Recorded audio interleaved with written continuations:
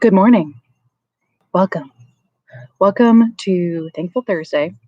I'm going to be in a sort of a bit of a rush right now. I got to get somewhere. Do you know what are you eating? What? No. Hey, bring that back. Oh. Oh, gross. It's a piece of garlic from the compost. See, this is what I'm talking about. Can't be trusted. That's a real gross. Anyway, so today, for Thankful Thursday, I'm out in my dog's natural habitat. At least Finn's. This is Finn's sort of domain. Juno comes out here. Doesn't stay nearly as long out here as Finn does. See, this is what I'm talking about. I like to be able to see my hair, and you can't really see. I promise I have some pictures back there. But isn't this exciting? I cut my hair, I chopped it all off like 2 years ago, and now I can put it all back. Well, I can't put it back in my head. I can just pull it back. Anyway, that's exciting to me. This is gonna be my first Texas summer with hair, though, so it's gonna be rough. So what I'm thankful for today is my doggies. I have had in my life 4 dogs total, including family dogs. And these are the first 2 that I got as an adult. When I was growing up, I should have done something where I could share my screen too, so I can show you pictures, but you'll just have to believe me. Juno, come here. This is your big day. Oh, Juno's just picking up sticks. Oh, Finn loves to be on camera though. So I was going to tell you the stories of my dogs. We can start with the dogs that are here because they're here. So this is Finn. Finn, come here. Come here, Finn. Finn is easy to manipulate. He always wants snuggles, and he loves to be held like this. So it's not hard to get him to hang out with me. He is a year old. His birthday is in January. We got him in February. Well, we got him in February of this year, and he was born in January of last year. So he's almost a year and a half. And he we were told that he is part terrier, part Shih Tzu. And I don't really know that much about Shih Tzus, but he doesn't really look like a Shih Tzu. But when we went to the rescue, he had a sister and a mom there, and his sister looked a lot like a Shih Tzu. His mom did not. He looked like his mom, so he was actually called Junior when we got him. That wasn't going to work for us, so we called him Finn. We got him at a local rescue that they don't have a location, so they were at a pet store. They brought all their animals to a pet store one day, and we went there, and we expected to just meet him and show him Juno, and then they said that they on their website that they would do house visits to, I don't know, check to make sure our house was suitable to dogs.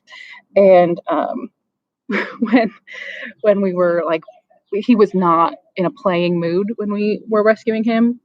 I don't know if it wasn't an active thing. We were at a pet store, but he was not really happy. He was very stressed. He did not like how loud it was, how crazy it was. He was just shaking and silent. And it's funny because Juno's a really social dog. She'll play with any dog. And she did not even look at Finn. We got him out of his cage and we put him on a leash and we were walking him around the store, and Juno was just not interested at all. And I think that was something that he was putting off. He was just I'm not a playing dog. I'm not going to play today. And she didn't want to interact with him. So she interacted with a bunch of other dogs, but she didn't want to play with him. It was we couldn't even get them to look at each other. But and so we were concerned that they wouldn't get along and that we shouldn't get him because we already had Juno, and that he and Juno wouldn't get along. But then but it was he was just so stressed. He just did not like being there.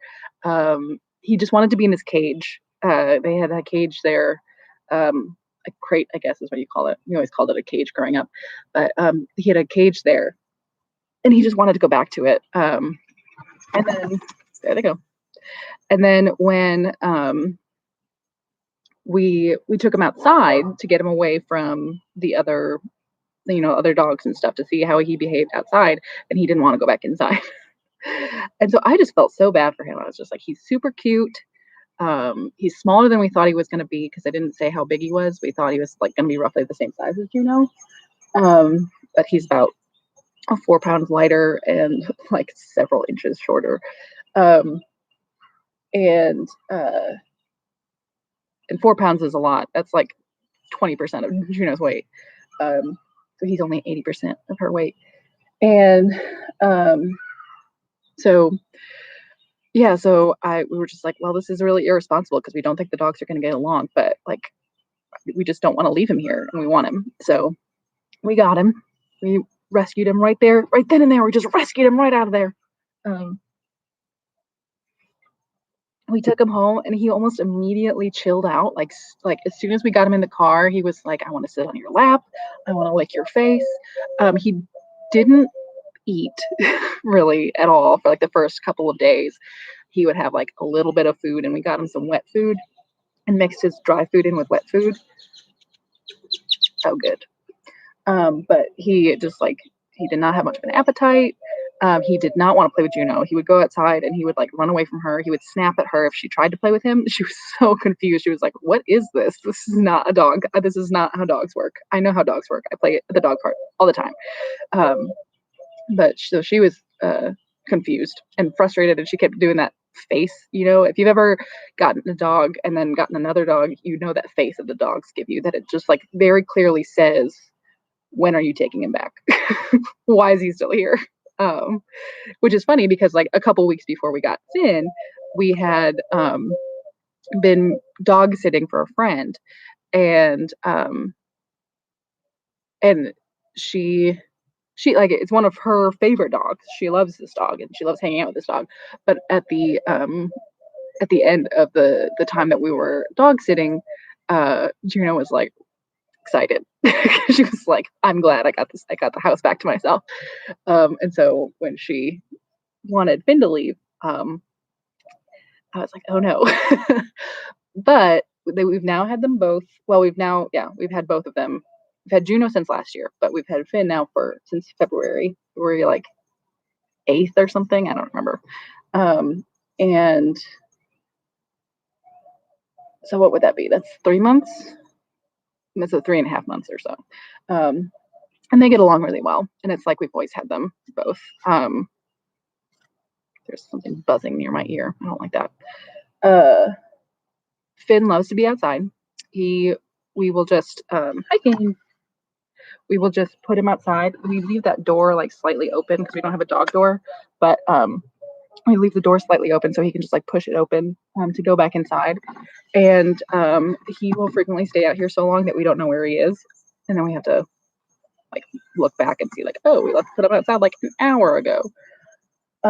Juno doesn't do that quite so much. Juno likes people as much as she likes dogs, so you just see them humping each other because they sometimes do that.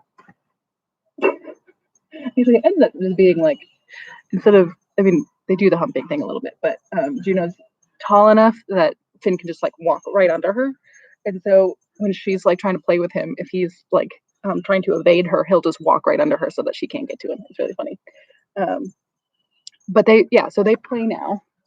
They are much more into each other than they were at the beginning. And they're different enough in like the things that they care about and the way that they behave, that it's definitely not like they it's very clear that we have two different dogs. Like Finn will stay outside most of the day, doesn't matter what the temperature is. He'll even stay outside if it's raining. He generally tries to avoid the rain because we have like, you can see the eaves of the house are like, we don't have gutters, so the rainwater just like comes off in like sheets, and so he'll just stay on that step, and on that step the rain doesn't hit him, so he'll just sit on the step and like watch it rain. It started getting pretty hot around here recently, and he stays outside even in the sun and gets really warm because he's black, and then just comes in and drinks a lot of water. But yeah, he just loves being outside. And Juno is much more an inside dog. Like she'll go outside, go to the bathroom, chase a squirrel or two, and then come back inside. So that's Finn. We named him after Finn from Star Wars because so Juno, Juno. Usually when I call Juno, Finn comes. Juno, come here. Hi, hi. Oh no. Yep. See, Finn came.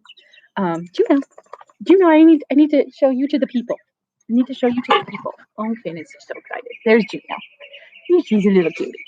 Um, so Juno is a rescue that we rescued her. We were so aggressive in our rescuing. We got her from a different rescue uh, last June. Um, she was also born in January of last year, so she and Finn are approximately the same age. Um, well, they guess that she was born in January because she was found on the streets of Dallas with I think two siblings, and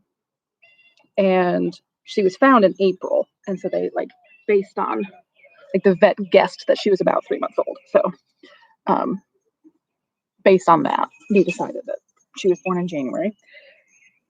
And she between her and her siblings, we've sort of guessed that she is part terrier, part Portuguese Podengo. I've never seen a Portuguese Podengo in my life, but when you look at a picture of it, it's like, oh, that's where she gets her weird hair situation. And you can see it more on her siblings.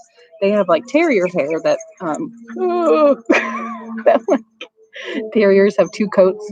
They have the soft coat underneath and then the wiry coat on top. And then during the year, they'll shed the wiry coat, but keep the soft coat. And it'll come out a little bit, but yeah, it just during over the summer they'll lose the wiry coat so that they can cool off a little bit better. Um, but Portuguese Podengos just have long hair. They don't have. I mean, they have sort of weird looking long hair. Just Google it. It's weird. And you can see it more with her when she sheds because she has patches of hair that just don't come off like terriers would. And her siblings, one of her siblings, he just has a straight up mohawk. He has a mohawk of hair right down his spine that doesn't shed ever. There's a bee.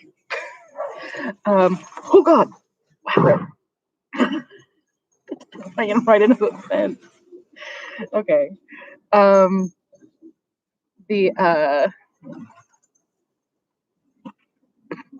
the she seems to be more terrier than her siblings. There's one sibling that we sort of keep in contact with, although we haven't seen her since quarantine started. But so they were the Star Wars litter. When a lot of rescues do this, where it's when you get a group of puppies, you'll name them after some group of things. And so they her guys, you don't need to drink that. I gave you a whole thing of water. They constantly do this. They just drink out of puddles as if I'm not giving them water, as if they've never drunk before in their life. Gross. It's probably it just rained yesterday, so I'm drinking out of a planter, which is great. I'm sure they're getting a lot of fun mosquito eggs, but they named her litter after Star Wars characters. So her sister's name is Leia, her brother's name is Obi, and then her name was Rey, from the new Star Wars movie. And I loved the name Rey, but I also have a brother named Rey, so it was just I don't really want to do that. It just was weird. So we decided we needed to rename her. So we looked through other Star Wars names, trying to find one that we liked. And there were a couple of good ones, but they were just clearly Star Wars, and they weren't anything that really resonated with us. It was like Leia would be a good one, but her sister's name was Leia.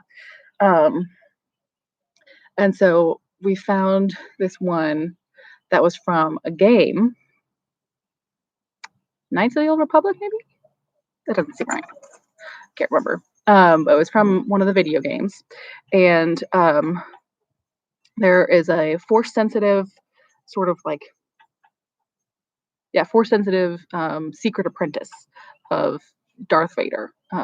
he's secret apprentice because Darth Vader already is the apprentice, and so he was secretly developing an apprentice so that he could overthrow his master. But that's sort of the Sith sort of MO. And so Darth Vader's secret apprentice was called, his like code name was Star Killer. Name was like Galen something, but his code name was Star Killer. And Juno was his like best friend from childhood, and she wasn't force sensitive, but she was a soldier in the Imperial Army, and so she was sort of like his bodyguard. And so we named her after that Juno. And so then when we got Finn, we're like, well, we can name him after someone from Star Wars too. And we thought about naming him Star Killer or Star or Killer. And we tried that. We tried calling him Star for a little while, but I used to have a dog named Star when I was a kid, and it just felt weird. I don't know that it had anything to do with the old dog named Star. It more had to do with just like, it just didn't feel like his name. And so then we started trying Finn based on like Ray and Finn, and it worked out a lot better. So that's why they are named the way they are. Juno is, like I said, a very social dog. She loves dogs and she loves people. I want to make her a therapy dog. I want to train her to be a therapy dog. She has, so far, we've lost a lot of the socialization that we worked so hard for her to have because she can't see other dogs really right now.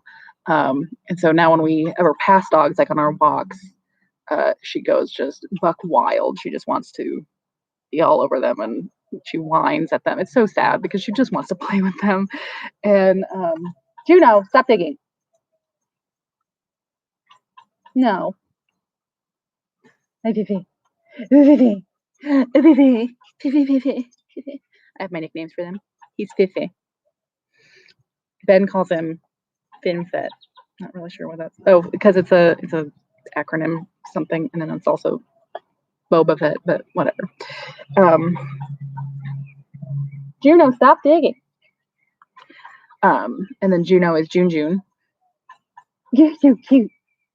Look at her. She's so cute. She's just laying down. There's a squirrel being obnoxious in the tree above her. But yeah, so that's these dogs.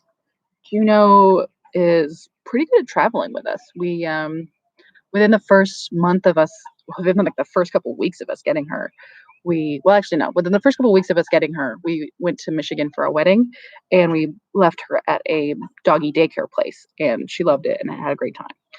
But then, like within a week of that, we drove up to Chicago, and it was sort of more of like a surprise trip where we're just like, oh, we have to go to Chicago. And we couldn't find anyone to take her. And also, like, I don't know, when I get stressed, which that trip was stressful, I like want my dog. I don't want to leave my dog because leaving her is really stressful. At least it wasn't at that point, but it definitely is now, where she like knows that you're leaving and then she gets really sad. So we brought her with us, and that was like a 15-hour drive that she went with us, and she was really good. She didn't get sick. She didn't poop or pee in the car. She got a little stressed when it got dark. She like doesn't like it when it gets dark, and we're driving. She like starts to freak out. But other than that, she was really good. And so then she hung out at my mom's house and played with my brother's dog, who is probably is about the same age as her, but is at least at that time was about twice her size. Probably is way more than that now. But they were good pals. But Juno, that was like the first dog that we were there for her to be exposed to. She was definitely exposed to dogs at the daycare, but the we just got to see that on webcam. We didn't like experience that. And so she has this she does this with the other dogs that she plays with too, is when you're in a house and she's playing, she'll like run and hide. She'll like jump up on a couch and like hide behind a person and be like, oh no, don't get me, I'm too weak, don't come after me. And then she'll like pounce. She'll like wait until that dog has been reprimanded and is like told to go sit down, and then she'll like pounce on it. So she's sort of she plays dirty. And then Over the holidays, we brought her all the way up to Michigan for Thanksgiving and then to Colorado for Christmas. And she played with my cousin's dog, and they were just obsessed with each other. It was great. Um, yeah, so she's just a very social dog. She loves people. Um, she's way more food motivated than she was when we first got her. When we first got her, we were worried that we weren't going to be able to train her because like she didn't really go for treats or food or anything. But I think especially once we got Finn, we had to start feeding her at very specific times as opposed to just like leaving food out for her. And so now I think she takes it a little bit more seriously. She's like, all right, food time now. I'm very focused. I This is what I want. And so when we give her food outside of her food time, she's very excited about it. And so she's very treat motivated now, more so than Finn is. Finn loves to explore. So if like we if we're like out or around, he like runs off. It's much harder to get him to come back. Juno will come back immediately because she wants the food, but Finn is just like, hang on, I'll come back and get that in a minute. Um, but yeah, so that's the dog's. Look at his thick butt. He's got such a thick butt. He just walks so funny. But the so those are the dogs that I have now. The dog that I had before them was a dog named Fudge, and she died in May of last year, April or May. Um, and I'd had her since I was 11, so she was 18, 18, 18. Yeah, yeah, she would have been 19 this year, I think. Is that right? Yeah, yeah, she was 18. She was born in 2001 and died in 2019, so she was 18. I got her when I was 11. She was closer to an actual rescue because so the story of her is she was part dachshund, part something else. We don't know what else she was. Probably lab, maybe terrier. It's hard to tell. But when I was 11, we would spend every spring break. Ooh, there's a snail attached to my picnic table. But we would spend every spring break at my grandmother's cabin house in Missouri in the Ozarks.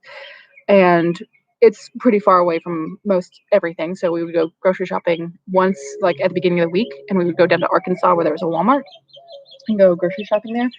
And so it was like Monday of spring break, and we drove down there, and outside the Walmart, like on the sidewalk outside the Walmart, was this woman with a cage full of puppies, very small puppies. They were about 3 months old, and they just had a sign that said free puppies.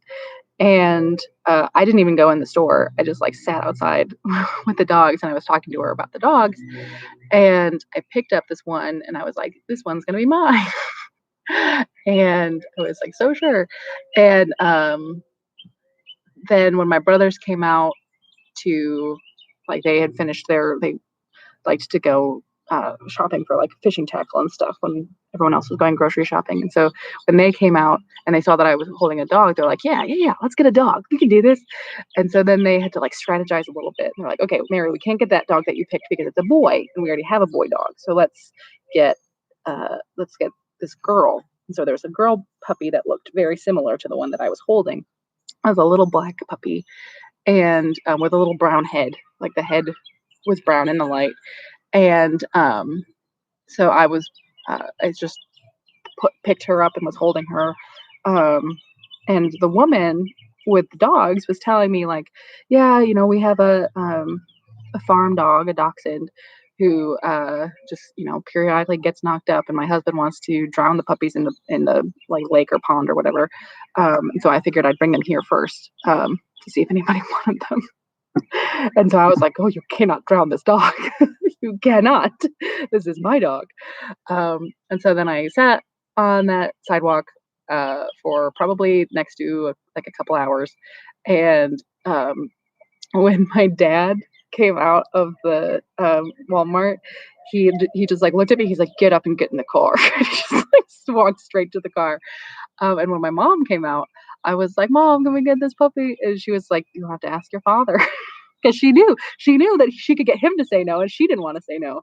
This is like, um yeah, so she just counted on him to say no, because he was very good at being the one who said no. But he had to come back. I would refuse to go to the car until he came back, and so then he came back and he was like, "Mary, we're not getting a dog. Get in the car. We already have a dog. You need to take care of the dog that we have. We're not getting another dog." And I just sort of busted out in tears, and I was like, "I love this dog, they're gonna drown her." And it's just like, "I love her, she's fine, we can't not leave her, we can't leave her." And my, delightful older brother came to the rescue and was like, I'll pay for her to get spayed, I'll pay for her vaccinations, I'll do all that stuff." Because I don't know how old he must have been at the time, but he was a teenager. He was at least, like, 14 or 15, so he had been saving up money from, like, mowing lawns and stuff. So he was like, "Yeah, I'll pay for all those things. You don't have to pay for them, and, like, she'll be our dog, and we'll take care of her." Because the dog that they had bought us, like, 6 years earlier or so, was definitely more my dad's dog. Like, we fed him and, like, cleaned up after him and stuff, but, my dad loved him, and so there was, like, no question as to whose dog it was. Um, and and he did not want this dog, but I was crying and Patrick was pleading, and he was just overwhelmed by the children who wanted this dog so bad. Um, and as I recall, we got her in 2001. Yeah, we got her in 2001 and she was born at the end of 2000. Um, so we 2001 was sort of a rough year for our family. I was talking about this with my mom the other day. There was just a lot of things that happened, like car accidents, and then obviously September 11th and stuff, but medical problems and that sort of thing. And so I think, and even though this was sort of the beginning of 2001, I think it was already like things were already sort of tanking a little bit, and he felt bad. And so he's just like, "Fine, put her in the car. She's your dog. You take care of her. You pay for her." And so we took her in the car and we brought her home, and we got that look from our other dog that was like, "When's she going? Why'd you bring her? When's she going back?" And she was a puppy. She was 3 months old, and she was so small. And our other dog was, yeah, either easily like 6-ish years old or so. And he uh, was not into her at all. And at the time, we were staying with my uncle at this house, and my uncle had a dog as well, um, who was much older.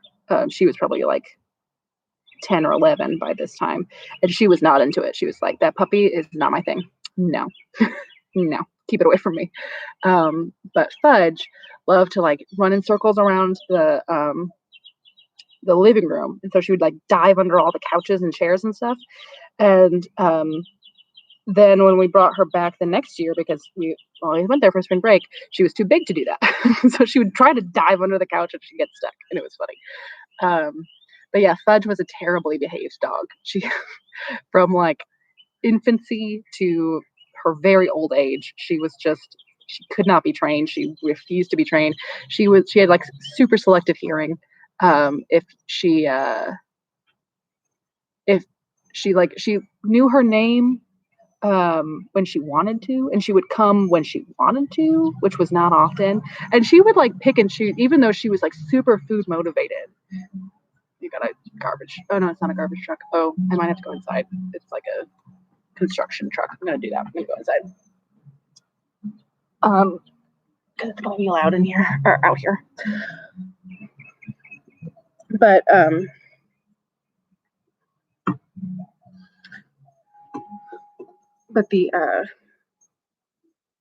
she was a terribly behaved dog. She would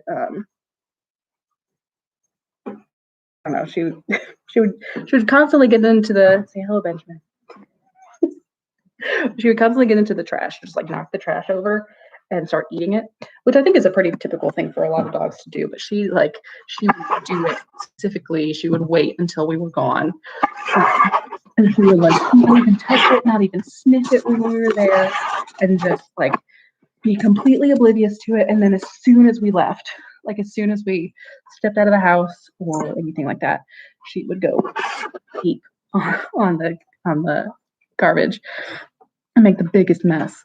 Um, and she, like you could just tell she knew that what she was doing she wasn't supposed to be doing, but she did it anyway. Um, so she was not a very good dog. Whereas, um, but she lived to be 18 and she ate everything.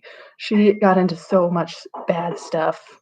Um, in fact, one time when she was like 16 or 15, um, and I was in grad school, she got so sick and stopped eating, and I was like, "Oh no, this is the end. If she stops eating, that must mean it's the end." And so I took her to the vet, and the vet did some X-rays and was like, "There's like something big in her stomach. Does she have a tumor?" And I was like, "I don't know. I don't think so. This is like acute, to my knowledge. This is just like a brand new thing." And so then they like pumped her stomach, and they found a hairball the size of a mouse, solid hairball, because she just like licked the floor. She just ate everything. And so it was really gross. But she survived that, even though she was very old at that point.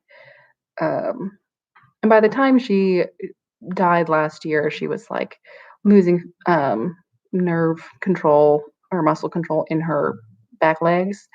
And we were basically just carrying her everywhere. She had not gone on walks in like a year. I think the last time I had taken her on a walk, I'd put her in a wagon, and she just laid in the wagon, and I just carried her around. But she was such a sweet dog, especially when she was old. Um, she always wanted to. She was always cold when she was older because we didn't want her to. She was sort of arthritic, so we didn't want her to be carrying too much extra weight. So she um, was very skinny, so she was always cold, and she would like it didn't matter didn't matter that she couldn't get up on the bed or up on the couch. She would like go and put her head on the seat and like wait for you to pick her up so that she could sit next to you. Um, she slept under our covers when we were like in bed. Um, and she would sleep right between us and like not move all night 'cause she was just so tired and so warm and cute. Um, and she smelled so bad. Like we still have her old bed. Um, because I thought like, oh, we can use it on the. There's no way of getting that smell out of there. No, no, but now it's like a little shrine to her. I have a little stuffed animal version of her and her old collar and some books about dogs that my husband bought me for when she died. Um, and yeah, and she was so cute, and I love her. I still love her. She stank really bad though. I called her the stinky one. These dogs don't stink so much. I could talk about my childhood dog, Star, but I will summarize it to say he was half German Shepherd, half Black Lab. So he was really smart, really easy to train, really friendly, but like he, um, instead of growling, he would just like lift his lip a little bit. So you had to really pay attention to him if he was like uncomfortable or didn't like what you were doing. That's the only way he would tell you. It was just like, "Nah, nah, nah." So you had to be paying attention.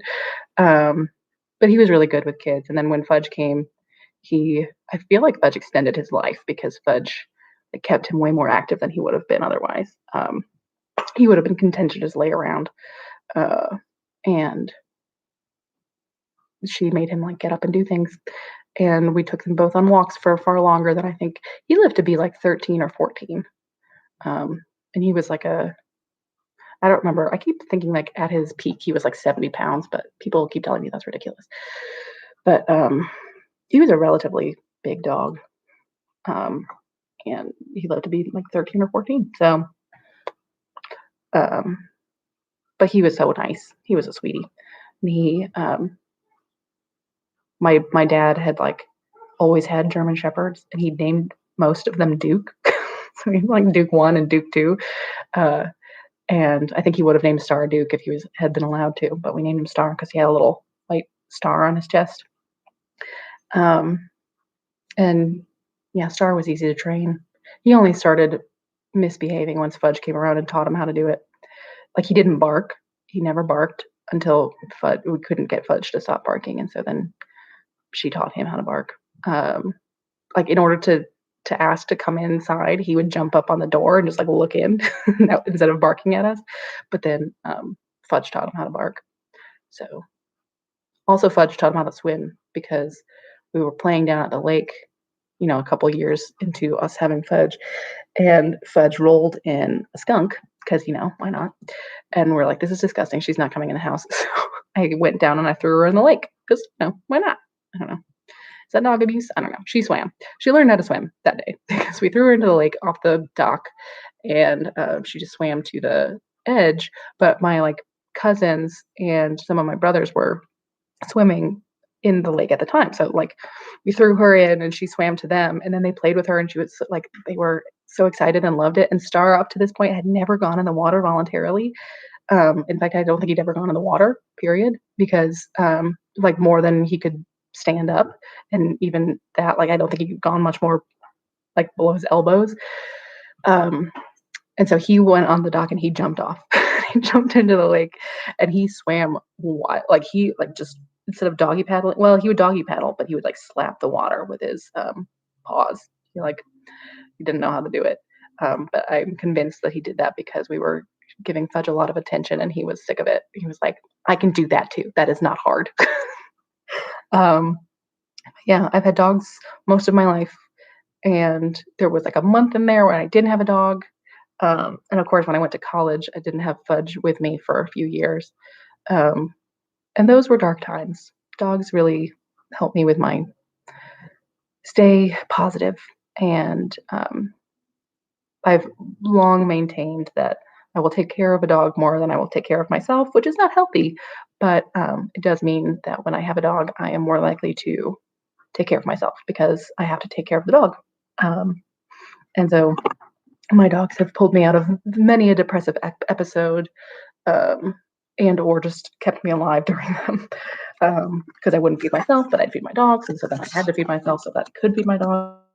All very depressing. But there you have it. Dogs are great. And if you don't have a dog or a cat, or some kind of animal to take care of, you should think about that. You should think about getting. Do think about it though, because like some people, it's not a good situation. But for us, one of the necessary things when we moved down to Texas was we have to have a house that has a backyard because we need to have dogs.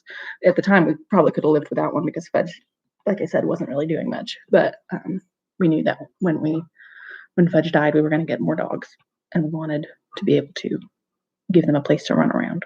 So that's why we moved into the house that we moved into.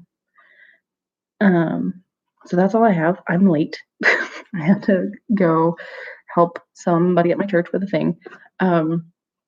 Socially distanced, I promise. But I'm going to go do that. You guys have a great Thursday, and I will see you tomorrow for Flashback Friday. Good choices. Don't do drugs. Stay in school, etc. All that stuff.